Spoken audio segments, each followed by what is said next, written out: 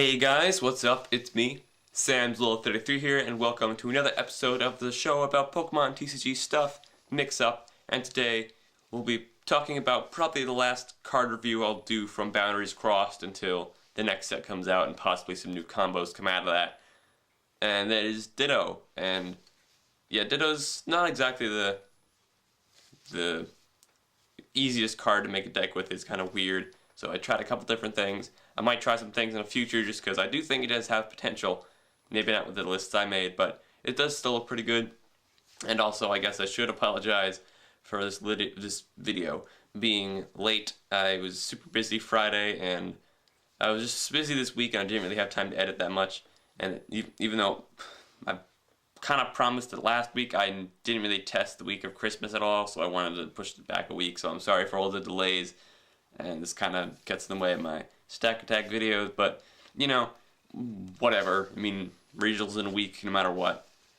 So, yeah, I guess we'll get to Ditto, talk about that right now. So, Ditto was probably one of the oddest cards to come out of Boundaries Crossed, wasn't he?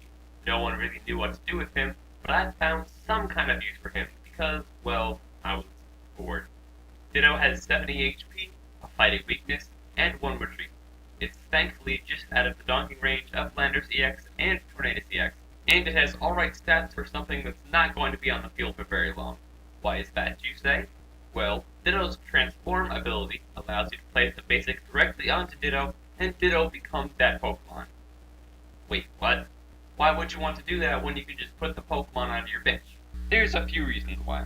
1, you can play a basic onto him and immediately evolve it into the next evolution, as long as Ditto has been on the field for a turn, since Ditto specifically says turns in play carry over to the new Pokemon. 2, surprise your opponent. Let's say your opponent is using a Mewtwo EX and you want to go for the Mewtwo War, but you can't quite get enough energy to X-Ball it. What you can do with Ditto is to put him on your bench, and if they captured KO the Ditto with some energy on it, where they would normally take 2 prizes off the Mewtwo, now they can only get 1 prize. Or, for example, if I have a Ditto with 3 fighting energy on it, and I'm planning to turn it into a Landorus EX, if my opponent decides to use Mewtwo, I can skip on using Landorus and change it into a Mewtwo.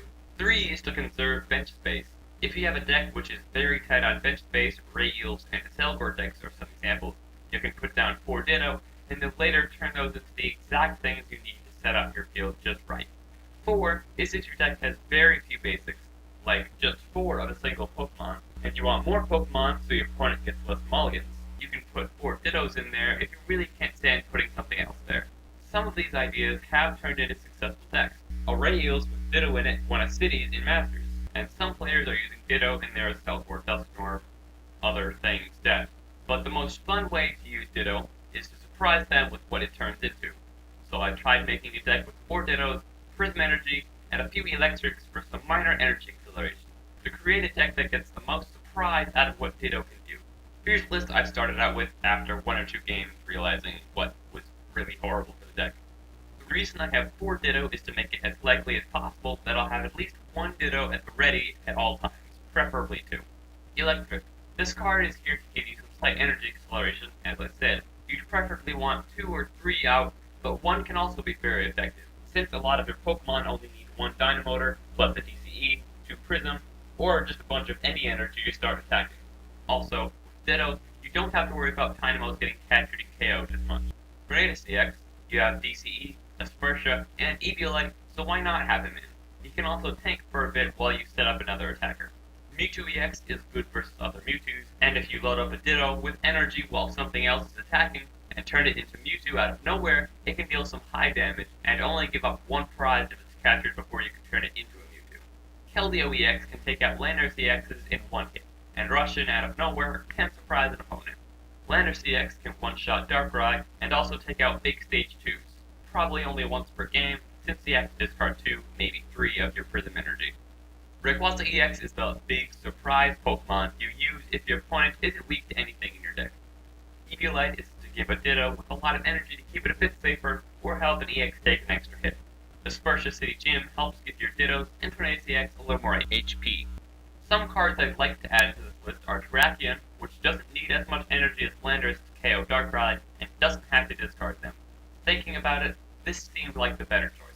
Sigilyph, which can wall your opponent, and can be built up surprisingly fast with electrics. More switch, since I only have 2 plus a Keldeo EX in an electric deck, which is not that many.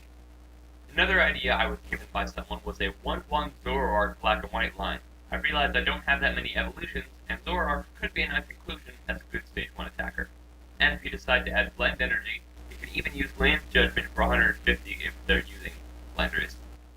More Lightning Energy, or some Blend, Water, Lightning, Fighting, Metal Energy would also have been nice.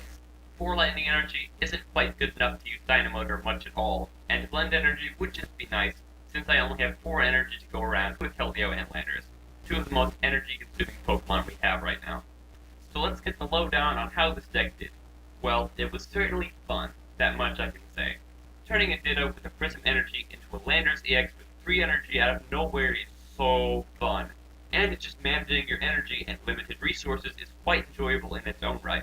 But the deck does have problems. For one thing, it has too many different types of energy, but not having enough of a lot of them, except DCE, and having your Ditto with a Prism just waiting to be turned into a Keldeo or whatever get captured ruins your plans more often than not. The deck isn't fit for tournaments, but I'd put my bet on this deck versus Gigalith and Celebi over Uniclus any day. Now let's switch up this deck a bit, this time taking out DCE and Tornadus and adding more consistency and reliance on the crazy things Ditto can turn into. The list is a bit more electric reliant and almost turned into Rails with Ditto, to be honest, but I strayed away from that pretty quickly. Instead of Landers EX, I tried out Terrakion. This was mainly due to Landers just training too much energy, and wasn't really fit to fight Darkrai for more than 1 turn.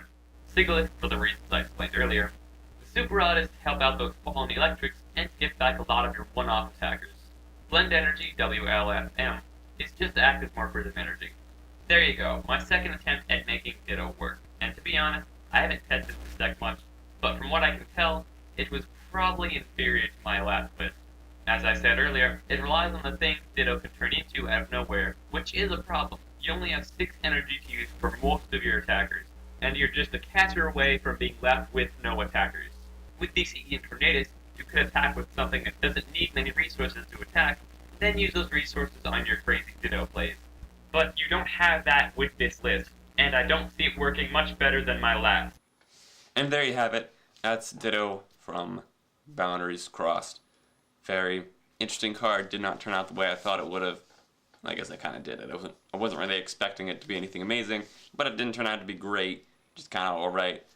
Again, not one of my worst decks, but not one of my best either. And so yeah, next episode will definitely be it will be some kind of tournament report because the cities are done, and by next week I should be starting regionals, or I should be. Well, I'll be away on Friday at regionals, so I can't really make a video that week. But the next week, I guess I'll have a report of both. It's gonna be kind of a long video, but these regional these tournament reports are not as hard to make as these card analysis, so that should not be that much of a problem to make a report of both those in that amount of time. It just might be a little long of a video if you guys don't mind that, but since there's a week in between that where there's not going to be a video, whatever. And speaking of regionals, I will be at the Virginia regionals from Friday to Sunday. Probably not going to stay very long on Sunday because seniors won't, their top cut doesn't go to Sunday, I don't think. And I doubt I'll need to be there for Masters top cut for any reason. I mean, my mother's going to be playing, but I don't think she'll be making top cut. Not really. Sorry, Mom. But yeah. My area is kind of infested with Blastoise, so I kind of have to work with that. I'm either gonna... I need to either make Blastoise or make something that's good against Blastoise, and that's not exactly easy to do. Yeah. Kind of annoying. Yeah. And then after regionals, I'm not sure what I'm gonna do. I guess I'm gonna just hold off until Plasma Storm and then make some videos about those cards, because those are definitely some cards I'd like to test with in that set. So yeah, thanks for watching. I'll see you guys next week for Virginia Regionals report and all my cities report. Later.